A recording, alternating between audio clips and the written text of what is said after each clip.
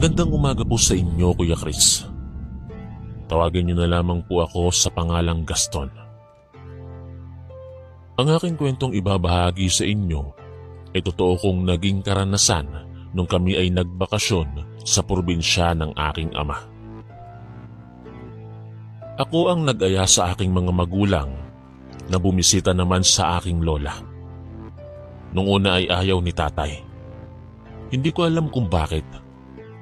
Pero sa tuwing pinipilit ko siya ay palagi niyang sinasabi sa akin na delikado umano ang umuwi kami sa kanilang probinsya. Ayaw naman niyang sabihin ng buo ang totoong mga kaganapan, kaya labis akong naguguluhan. Gustong gusto ko talagang makilala ang aking lola. At isa pa ay labis akong naiinggit sa mga kaklase kong palaging nagbabakasyon at kung saan-saan nakakarating sa oras ng bakasyon. Sige na po, itay. Inay. Bakit po yung mga kaibigan ko nagbabakasyon din sa mga probinsya nila? Gusto kong makita ang lola ko. Nakakatakot doon, anak. Maraming aswang at mga mangkukulam kung alam mo lang. Kaya ayaw ko nang bumalik doon. Yon ang sabi ng aking ama. Pero hindi ako naniniwala sa kanya. Alam kong dahilan lamang niya yon at tinatakot lamang niya ako para hindi ko na siya kulitin. Ngunit hindi tulad ng dati ay hindi na niya ako nadaan sa takot. Nagpumilit ako hanggang sa siya ay aking napapayag.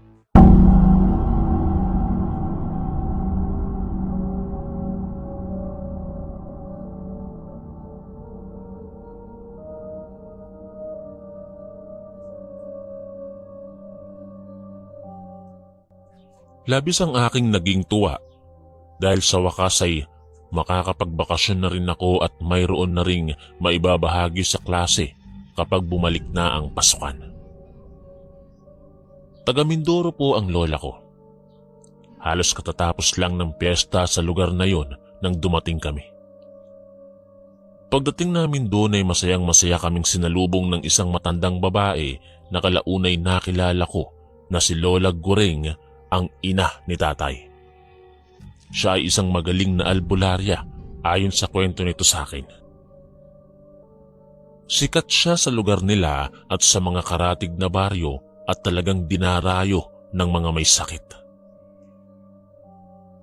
14 na taong gulang ako noon nung unang araw na lumapat ang pako sa lupain ng probinsya ng Mindoro. Pero doon pala mangyayari ang isang hindi magandang kaganapan na nagpabago ng aking buhay. Namatay ang aking ama sa hindi matukoy na karamdaman. Nung dalhin namin siya sa ospital ay nalaman na tila na bulok ang bituka ni tatay. Unti-unti itong nanghina hanggang sa siya ay tuluyang namatay sa loob lamang ng 1 linggo naming pananatili roon. Hindi ko makalimutan ang sandaling yon. Dahil totoong sinisi ko ang aking sarili sa pagkamatay ng aking ama. Pinagsisihan kong pinilit siya na magbakasyon. Ngunit sabi nga ng kasabihan, ang pagsisisi ay palaging nasa huli. At wala na akong nagawa sa pangyayaring iyon kundi ang umiyak. Masyado ring naapektuhan ang aking lola sa nangyaring yon. Sinisi rin nito ang kanyang sarili dahil nagagawa niyang magpagaling ng iba, subalit ang anak ay hindi niya nailigtas sa kamatayan.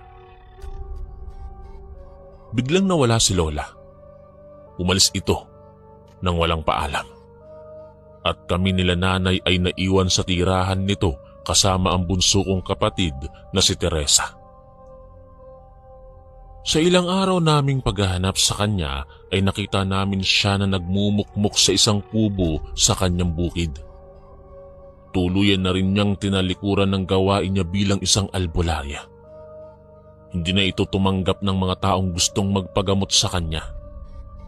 Ako ang naatasang maghatid ng pagkain nito sa araw-araw sa bukid na nagsisilbi nitong tirahan. Pinipilit ko siyang umuwi ngunit ayaw niya. Panay lang ang paghingi niya sa akin ng tawad. Kasalanan daw niya ang nangyari dahil iniisip pala ni Lola na baka isa sa mga may galit sa kanya ang gumawa noon sa aking ama. Maaaring totoo nga ang sabi ni Lola tungkol sa hinala niyang iyon dahil sa dami ng mga napapagaling niyang mga kinukulam ay malamang na isa sa mga ito ang gumanti at nadamay ang aking ama sa paghihiganting yun. Ilang araw pa akong naghatid sa kanya ng kanyang makakain. Subalit habang dumaraan ang mga araw ay nag-alala na ako sa kalagayan ng aking lola. Dahil sa tuwing hinahatiran ko siya ng pagkain, ay may minsang hindi niya ako nakikilala. Pagkatapos ay natatakot na rin ako sa kanyang nagiging itsura. Hindi na ito naliligo at hindi nag-aayos ng kanyang sarili. Para na itong anyo ng isang matanda sa palabas na gumaganap bilang isang aswang. Nakakatakot ang kanyang naging itsura. Maging ang ugali niya ay nagbago. Madalas ay naaabutan ko itong parang may kausap pero wala naman. Pakiramdam ko ay nawala sa sariling baitang matanda. Kung ano-ano na ang pinagsasabi nito sa akin. Dahil bata pa ako noon ay labis akong natakot sa lola ko. Nakiusap ako noon kay nanay na kung maaari ay ito na lamang ang maghatid ng pagkain ni lola dahil natatakot na ako sa kanya. Ngunit isang araw ay may nakasalubong akong isang matandang lalaki. Bitbit ko noon ang pagkain ni lola. May sinabi ito sa akin na kailangan kong mag-ingat sa aking lola dahil umano'y may mga hindi magagandang mangyayari sa kanya dahil sa sumpa ng karunungang taglay nito. Pagdating ko sa kubo, ay nakita kong nakaluhod sa isang altar ang aking lola at nagdarasal gamit ang isang lingwaheng hindi ko maunawaan. Pinanood ko lamang siya at nakita kong baligtad din ang krus na kanyang sinasamba. Nang matapos siya ay dahan-dahan akong pumasok sa kanyang kubo at inilapag sa lamesa niya ang pagkain. Nilapitan ko ang altar at iniayos ang baligtad na krus. Ngunit nakita niya ako at nakita ko sa kanyang muka ang labis na galit. Sinasabi nitong huwag ko raw hahawakan ng gamit niya dahil ito lang daw ang kanyang kakampi. Humingi ako ng pasensya sa kanya at nangako na hindi na muli pang makikialam. Itinaboy niya ako pagkatapos. Kinabukasan nang muli ko siyang hatiran ng pagkain sa kubo, ay may naratnan akong isang lalaking bordado ng tato ang katawan.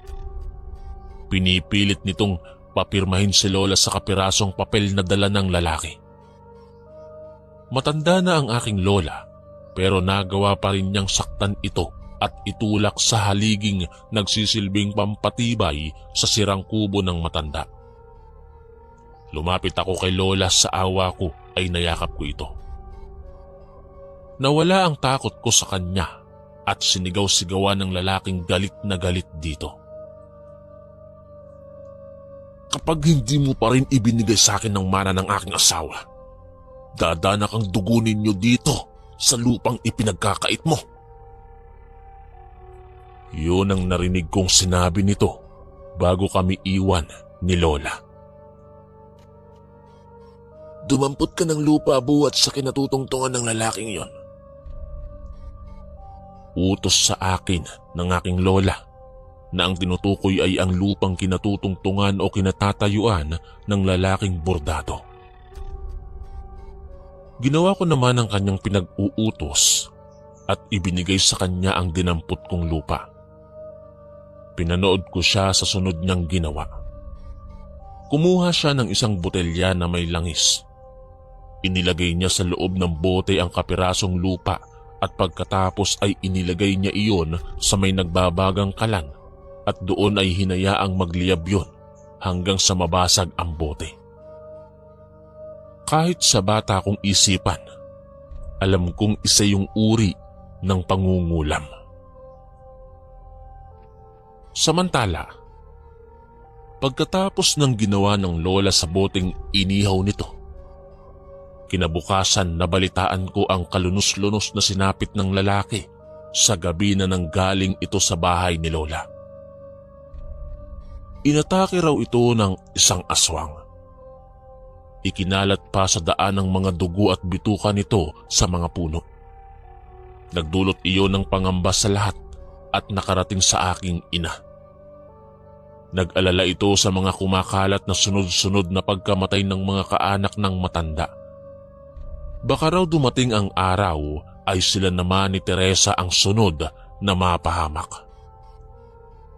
Nagdesisyon ang aking ina na umuwi na lang kami, pero bigla siyang nagkasakit. Isang uri ng sakit na nagpabago ng kanyang muka. Pinalaki ang kanyang labi at pinamaga ang kanyang muka. Tinubuan ito ng bukol sa katawan at laging nilalagnat sa tuwing sasapit ang gabi. Hindi ko na alam ang gagawin ko ng mga oras na yon. Dahil alam kong wala na kaming sapat na salapi upang maipagamot ang aking ina. Halos maubos na rin ang perang inilaan nila para sa pagbakasyon namin doon. Gayon din ang kaunting naipong pera mula sa lamay ay naubos na rin. Kaya sa murang edad ay pumasok ako bilang isang kanang kamay ni Ka Julio, isang matanda na mayroong tubuhan. Pamumutol ng talbos ng tubo ang naging trabaho ko sa kanya.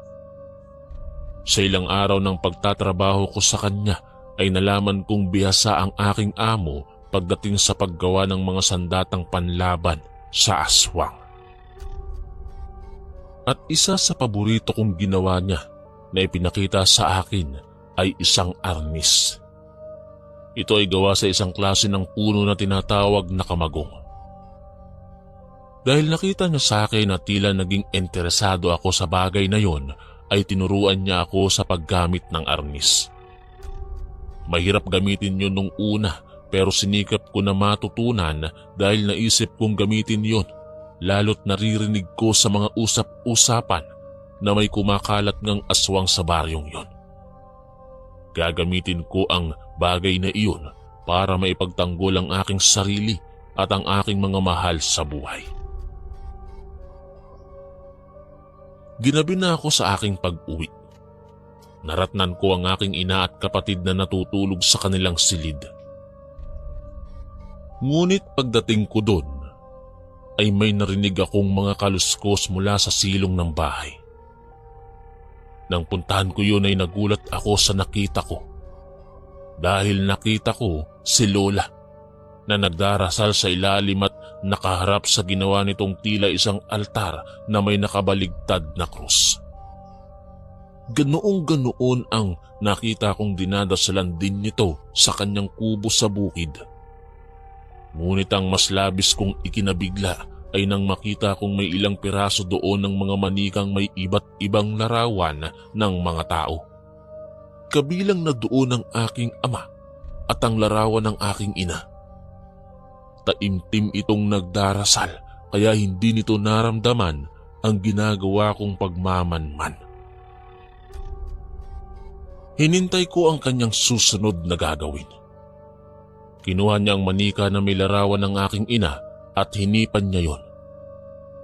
Narinig kong biglang humiyaw ang aking ina. Agad akong napatakbo papasok sa aming tahanan. Doon ko nakita na may isang ibong itim na naroon sa bintana. May mapula itong mata na matalim na nakatitig sa aking ina. Naging alisto ako sa aking mga naging kilos. Binugaw ko ang ibong iyon at sinabuyan ito ng asin. Lumipad ang ibong itim pagkatapos nun. Agad kong inaya ang aking ina na lisanin na ang bahay na iyon ni Lola at puntahan na lamang si Ka Julio at doon makikiusap na patuloyin na lamang kami pansamantala sa kanyang bahay. Ngunit hindi ko alam na sa pagkakataong yun ay malalagay kami sa alanganin. Sa paglalakad namin papunta kina Ka Julio, ay may nakasalubong kaming isang nilalang na hindi ko alam na totoo palang nabubuhay sa mundo. May isang babaeng nakatayo sa gilid ng kalsada at tila nag-aabang sa aming pagdaan. Nakasayang itim ito at nakalugay ang napakahaba nitong magulong buhok. Nakita kong napakapit sa damit ko ang aking ina. Bakas na bakas ang kanyang takot. Kahit nangihina si nanay, ay niyakap nito si Teresa. Wala na akong maisip ng pagkakataong yun.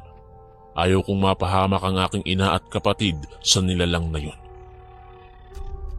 Naisip ko kaagad na aswang ito dahil naging usap-usapan pa naman ang pagpatay at pagsalakay ng mga aswang sa baryong yun.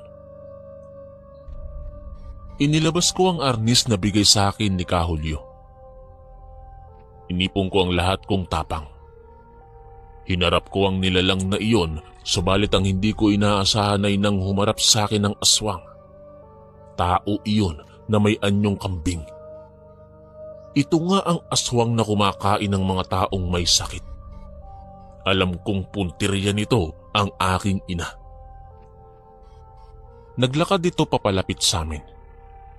Kakatuwa ang naging paglalakad nito dahil sabay ang paghakbang niya sa pag-indayog ng katapat na kamay. Para itong robot kung kumilos. Halos mabingi ako sa matinis na sigaw ni Teresa. Inihanda ko naman ang aking sarili sa laban. Susugod na sana ito sa amin nang biglang dumating si Kahulyo. Dumating ito na may dalang isa pang sandata, pangontra sa aswang. Hindi ko alam kung anong tawag sa sandatang iyon. Basta mukha itong latigo at ang latigo nito ay nababalutan ng ilang maliliit na tinik. Agad na kumilos palayo ang aswang. Hindi na nito itinuloy ang ginawang tangkang pagsugod. Agad naman kaming dinala ni Kahulyo sa kanyang bahay. Dahil sa hindi na kayang unawain ng aking isip ang mga nangyayari, ay ipinagtapat ko sa matanda ang lahat ng aking mga nakita. Maski ang nakita kong ginagawa ni Lola. Sinabi kong may hinala akong si Lola ang pumatay sa tatay ko at dahilan din ng pagkakasakit ng aking ina. Siya rin marahil ang pumatay sa iba pa nitong kamag-anak. Ngunit hindi man lang nagulat ang matanda sa aking sinabi. Wari ko ay alam niya at may alam na nga ito sa tunay na katauhan ng aking lola. Sinabi ko rin kay Kahulyo ang nakita kong lalaking burdado at ang naging mainit na pagtatalo nila ni Lola. Agad na napalatak ang matanda at sinabing matindi na talaga ang ginagawang pamimirwisyo ni Lola. Ilang oras ang nagdaan ay may dumating na mga tao sa bakuran ni Kahulyo. Galit na galit ang mga ito at nakikiusap sa matanda na puksain na nito ang aswang na pumapatay sa kanilang lugar. Alam niyo po ba, ay hindi ko rin talaga masabi kung si Lola Goringa din ba ang aswang na yon. Dahil lang sigurado pa lamang ako ay yung tungkol sa pagiging totoong mangkukulam ng lola ko. Isang klase ng nilalang na may kakayahang pumuksa ng kapwa sa pamamagitan ng kanyang itim na karunungan. Isang mangkukulam na nagkukunwaring isang mahusay na albularya. Napatingin sa akin si Kahulyo at isang iling ang nagawa ko. Naintindihan naman iyon kaagad ni Kahulyo. Pinagtakpan naming dalawa ang aking lola. Nang tanungin siya ng mga tao kung sino ang pinaghihinalaan nitong aswang, ay sinagot nitong hindi niya alam. Dahil sa sagot ng iyon ay sinabi ng mga tao na wala silang magagawa kundi ang palayasin ng mga albularyo na wala namang silbi. Hindi naman ako isang albularyo . Wala akong kakayahan na alamin kung sino ang aswang na sinasabi ninyo. Bakit nadadamay ako rito? Mabigat na pahayag ni Kahulyo sa mga tao. Idinagdag pa nito na tagagawa lamang siya ng mga sandata pero hindi siya isang birador at mas lalong hindi manghuhula para hulaan ang pagkakakilanlan ng aswang. Nang marinig yon ng mga tao, ay agad silang humingi ng tawad sa matanda. Ang galit ay naging pakiusap na sana kung mayroon daw magagawa si Kahulyo ay huwag itong mangingiming tumulong lalo at marami nang napapatay ang aswang. Lumalaganap na rin ang mga kakaibang sakit sa baryo at kadalasan ang mga nagkakasakit ang nagiging biktima ng kinatatakutang aswang. Sa gabing yon, lalong lumaki ang pamamaga ng mukha ng aking ina. Mas lalo itong nanghina. Takot na takot ako sa magiging kahihinatnan ni nanay. Masaya lamang kami ng mga nagdaang araw at sobrang nasisiyahan sa pagbabakasyong yon. Pero imbis na saya ang aming naranasan, ay puro sakit at kapighatian ang aming nakuha. Inapoy ng lagnat si nanay at habang tila nagdidiliryo ito, ay may narinig kaming tila huni ng isang kambing na paikot-ikot sa bakuran nila Kahulyo. Lumabas ang may-ari ng bahay at nang sinilip ko sila mula sa bintana, ay nakita ko silang naglalaban, lakas laban sa lakas. Hindi iilang beses na nagbago ng anyo ang nilalang na yon dahil sa tuwing natatamaan siya ng sandata ni Kahulyo ay nakikita ko ang mukha ng aking lola. Hindi ko akalaing isa ring aswang ang aking lola Guring. Si lola ay isang aswang na may kakayahan ding mangulam. Ngunit kahit gaano kalupit ang aking lola dahil sa taglay nitong itim na kapangyarihan, ay hindi nito magawang umubra sa sandata ni Kahulyo. Nakalaunay nalaman kong mula talaga sa lahi ng mga magagaling ding albularyo at antingero ng Mindoro. Hindi nga lamang ito lantarang ipinapakita ang kanyang kapangyarihan sa lahat. Ayaw niyang maging bantog. Mas nais niya ang simpleng buhay at katahimikan. Dahil sa ingay ng labanang yon ay may dumating ulit na mga tao. Pinagkaguluhan nila ang labanang yon. Wala na akong nagawa kundi ang manood na lang din at nananalangin sana ay manaigang kabutihan. Mahal ko si lola, oo. Pero nang makita ko siya at makumpirmang siya nga ang aswang na kumakain ng mga taong nagkakasakit, ay mas gusto ko na lang din na matigil na siya sa kanyang kasamaan. Nalaman na ng mga tao ang katotohanan. Nahuli ng mga tao si lola at dinala nila sa plaza. Wala na akong nagawa o maging si Kahulyo. Nalaman naming nawala sa katinuan ng aking lola dahil sa labis na pagkagahaman sa lupa. Karamihan sa mga pinatay nito noon pa ay kanyang mga kamag-anak na maaaring magmana o umangkin sa kanyang lupa sa bukid. Kanyang mga anak, apo, at mga tao na sinasabing kanila ang lupa. Lahat ng iyon ay pinaslang ng aking lola, kasama na ang aking ama, na sa totoo lang ay hindi naman kami pumunta roon upang mangamkam ng lupa. Pumunta kami roon para siya'y makilala at magbakasyon lang. Pagdating sa plaza ay pinagkaguluhan nila si lola. Nakatali ito ng mahigpit sa isang puno. Isang aswang na kalaunay ipinakita ang tunay nitong anyo bilang isang tao. Madami ang nagalit pero nakapagtatakang meron pa rin kumampi sa aking lola. May mga nagsabi na hindi raw talaga masama si Lola Guring. Sila yung mga tao na napagaling niya sa huwad na panggagamot. Pero mas marami ang may galit sa kanya dahil sa katatakotang pinamayani nito sa lugar nila. Halos hindi makapaniwala ang mga tao sa natuklasan nilang tunay na katauhan ng aking Lola Guring. Hindi sila makapaniwala na nahantong sa ganoong kalagayan ang aking lola. Nagtalo-talo ang mga tao. At hindi namin inaasahan ni Kahulyo na ang mga taong yun ang mag-aaway-away. Nagkanya-kanya sila ng dampot ng mga sandata tulad ng mga sangang matutulis at meron na ring may hawak ng mga patalim. Nagkaroon ng riot sa plaza. Inilayo ako ni Kahulyo sa mga nagkakagulong tao. Mula sa aming kinalalagyan ay nakita naming nakangiting pinanonood lamang sila ng aking lola. Marami na ang naging duguan at nasaktan dahil sa kaguluhang yon. Samantala, sa kabila ng kaguluhang iyon, ay napansin ko at narinig ko ang mahinang paghikbi ng matandang katabi ko. Nakatingin ito sa nakatali kong lola.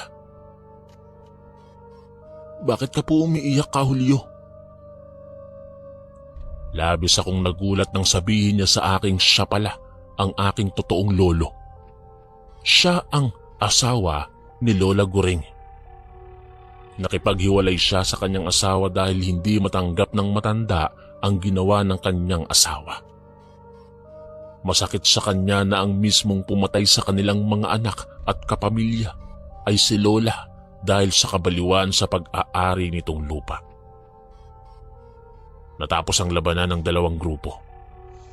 Nagwagi ang mga taong may malakas na pananalig sa aking lola.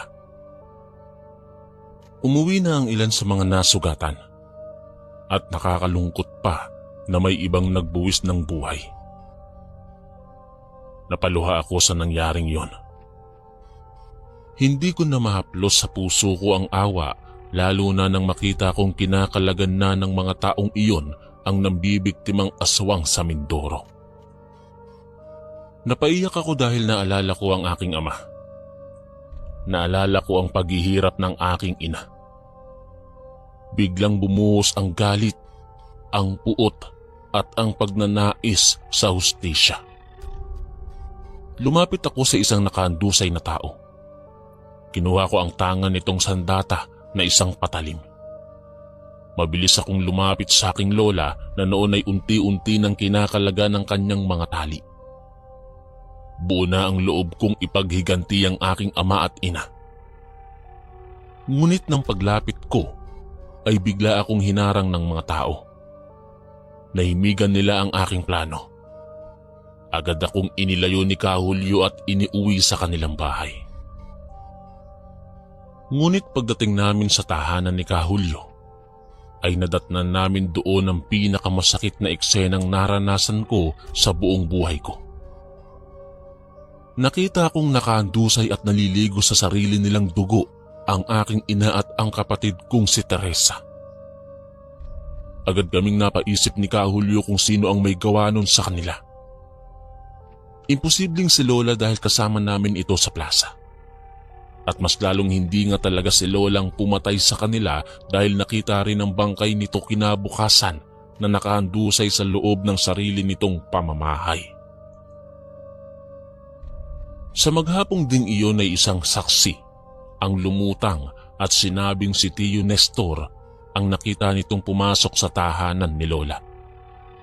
Marahil ay nalaman nito na si Lola ang pumaslang sa kanyang asawa at mga apo kaya naghiganti ito. Napatay niya ang aking ina at kapatid dahil si Ka Julio talaga ang target niyang patayin din ng gabing yon. Wala si Ka Julio kaya sila nanay ang napagdiskitahan niyang patayin. Nais niyang patayin din si Ka Julio dahil ayon dito ay pinagtakpan nito matagal na ang ginagawang krimen ng kanyang asawa. Kasunod nun ay ang pagpuntirya naman sa lola ko. May nakapagsabi na sinundan nga daw ng tiyuhin ko ang aking lola hanggang sa makauwi na siya sa kanilang bahay. Marahil ay doon niya ito napaslang. Isang masakerang nangyari sa baryong iyon na kalaunay napabalitang ang sanhi ng pagpatay ay ang awayan sa lupa. Dahil bata pa ako ay nakiusap sa akin si Lolo na sumama na lamang ako sa kanya at siya na raw ang bahala sa aking mga pangangailangan. Bilang ako na lamang at siya ang natitirang magkapamilya. Sa kabila ng nangyari sa amin sa Mindoro, ay nagpakatatag ako at talaga namang inalalayan ako ni Lolo Julio sa muling pagbangon. Inilayo ako ni Lolo sa Mindoro dahil baka parehas na rin kaming hinahanting ng lalaking yon. Hindi kasi nahuli ang tiyuhin ko at kasalukuyan pang pinaghahanap ng mga pulis noon. Hanggang sa ngayon, Kuya Chris, ay naiisip ko pa rin ang aking mga naging pagkakamali. Kung sana'y nakinig ako sa aking ama noon, hindi sana sila napahamak. Hindi sana sila namatay at hindi ko sana mararanasan ng isang madugong bakasyon sa bayan ng Mindoro. Hanggang dito na lamang po ang aking kwento. Maraming salamat po sa lahat ng mga nakinig at sa pagbabasa nito. Ako po si Gaston, ang inyong kaistorya.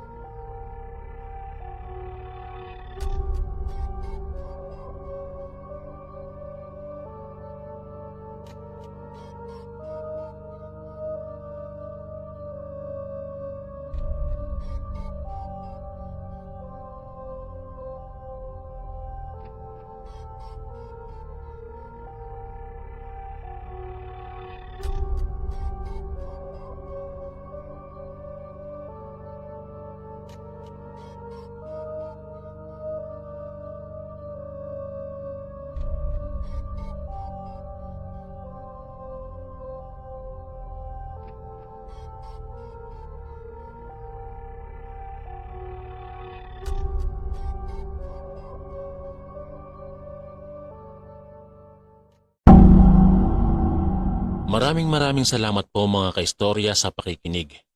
At kita-kits po ulit bukas para sa isa na namang nakakatakot na kwento. Ito po si Kuya Chris, ang inyong kaistorya. God bless po at ingat po lagi.